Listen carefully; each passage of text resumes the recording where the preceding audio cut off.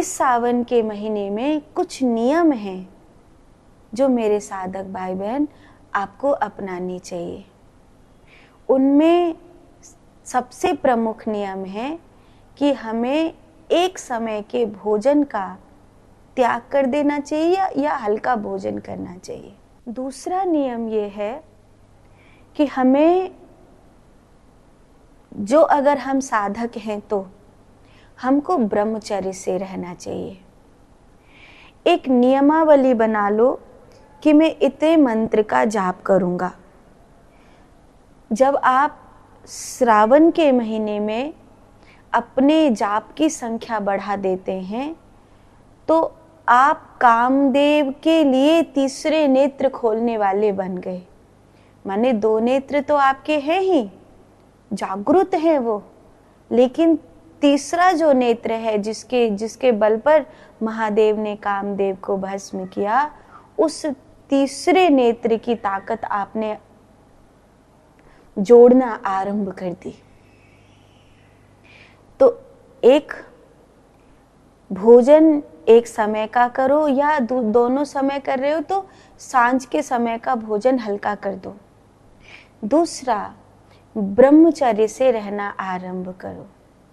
तीसरा, इस समय जब नारायण भगवान योग निद्रा में प्रवेश कर रहे हैं और शिव का ये जो काल है ये 4 महीने का, तो ये चातुर्मास में प्रथम जो श्रावण का महीना है, इस चातुर्मास के प्रथम श्रावण के महीने में ये नियम बना लो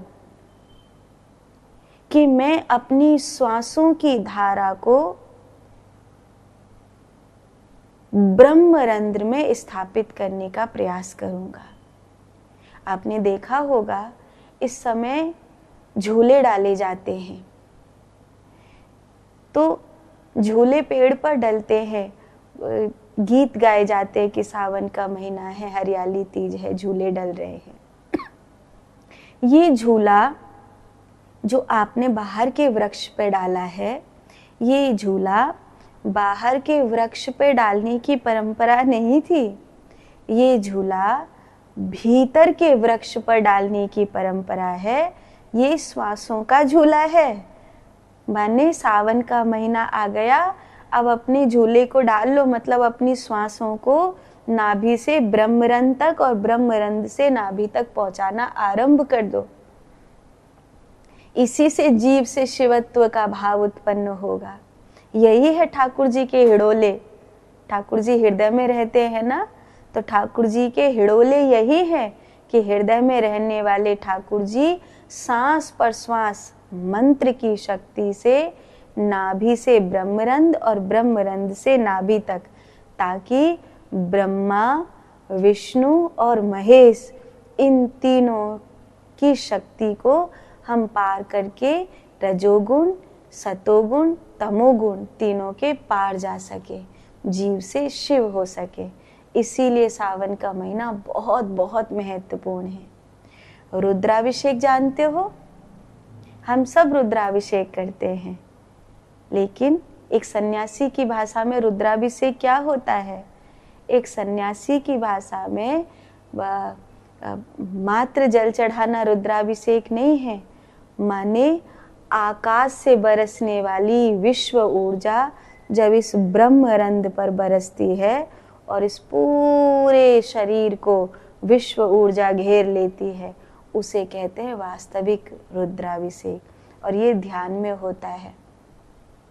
आप मेरे साधक भाई बहन हो, निश्चित ही आप ध्यान करते होगे, लेकिन इस सावन के महीने को रुद्राभिषेक, ये ध्यान जो है रुद्राभिषेक बन जाए। मैंने विश्व ऊर्जा बरस रही है और ब्रह्मरंध्र से होकर पूरे शरीर में फैल रही है, और फिर अपनी श्वासों की ऊर्जा के द्वारा पूरे ब्रह्मांड में फैल रही है। ये है रुद्राभिषेक। ये एक सन्यासी का रुद्राभिषेक है, ये एक योगी का रुद्राभिषेक है, ये एक साधक का रुद्राभिषेक।